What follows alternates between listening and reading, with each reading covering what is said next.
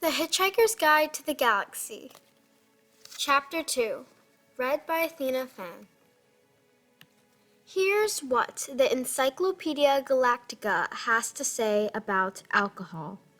It says that alcohol is a colorless volate liquid formed by the fermentation of sugars, and also notes its intoxicating effect on certain carbon-based life forms.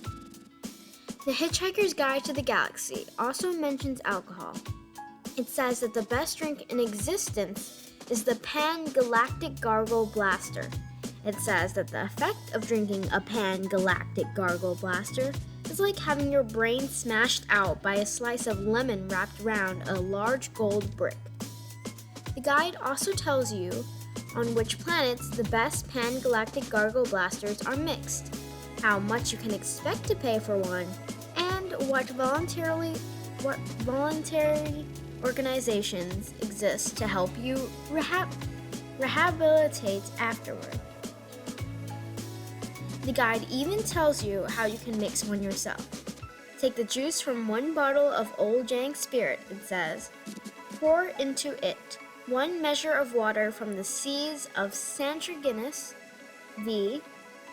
that Santracanian seawater, it says. Oh, those Santraganian fish. Allow 3 cubes of Arcturan Mega Gin to melt into the mixture.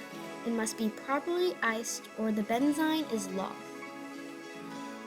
Allow 4 liters of Phalian marsh gas to bubble through it.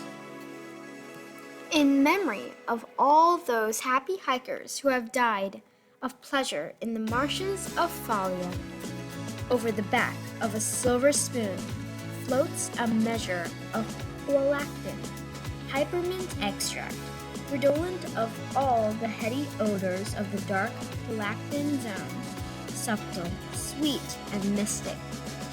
Drop in the tooth of an Algolian sun tiger. Watch it dissolve, spreading the fires of Algolian suns deep into the heart of the drink. Sprinkle Xanthor and add an olive. Drink, but very carefully. The Hitchhiker's Guide to the Galaxy sells rather better than the Encyclopedia Galactica. 6 pints of bitter, said Ford Prefect to the barman of the Horse and Groom. And quickly, please. The world's about to end. The barman of the Horse and Groom didn't deserve this sort of treatment. He was a dignified old man. He pushed his glasses up his nose and blinked at Ford Prefect. Ford ignored him and stared out the window. So the barman looked instead at Arthur, who shrugged helplessly and said nothing. So the barman said, "Oh yes, sir, nice weather for it," and started pulling pins. He tried again. "Going to watch the match this afternoon, then?" Ford glanced round at him. No point," he said, and looked back out the window. "What's that foregone conclusion, then, you reckon, sir?" said the barman. "Arsenal without a chance." No, said Ford. "It's just that the world's about to end." "Oh, yes, sir, so you said," said the barman, looking over his glasses, this time at Arthur. "Lucky escape for Arsenal if it did." Ford looked back at him, genuinely surprised. "No, not really," he said. He frowned. The barman breathed in heavily. "There you are, sir. 6 pints," he said. Arthur smiled at him wanly and shrugged again. He turned and smiled wanly at the rest of the pub just in case any of them had heard what was going on. None of them had, and none of them could understand what he was smiling at them for. A man sitting next to Ford at the bar looked at the 2 men, looked at the 6 pints, did a swift burst of mental Arithmetic arrived at an answer he liked and grinned. A stupid, hopeful grin at them. "Get off," said Ford. "They're ours," giving him a look that would have made an Aljolian sun tiger get on with what he was doing. Ford slapped a 5-pound note on the bar. He said, "Keep the change." "What, from the $5? Thank you, sir." "You've got 10 minutes left to spend it." The barman decided to simply walk away for a bit. "Ford," said Arthur, "would you please tell me what the hell is going on?" "Drink up," said Ford. "You've got 3 pence to get through." 3 pence, said Arthur. "At lunchtime?"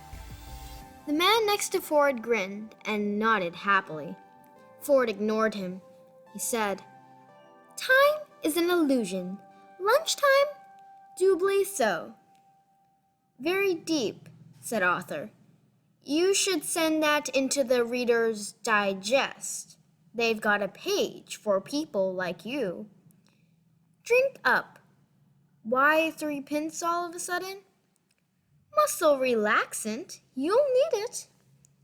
Muscle relaxant? Muscle relaxant. Arthur stared into his beer. "Did I do anything wrong today?" he said. "Or has the world always been like this, and I've been too wrapped up in myself to notice?" "All right," said Ford. "I'll try to explain. How long have we known each other?" How long? Arthur thought. About 5 years, maybe 6, he said. Most of it seemed to make some kind of sense at the time. "All right," said Ford. "How would you react if I said that I'm not from Goldford after all, but from a small planet somewhere in the vicinity of Beltagees?" Arthur shrugged in a so-so sort of way. "I don't know," he said, taking a pull of beer. "Why do you think it's the sort of thing you're likely to say?"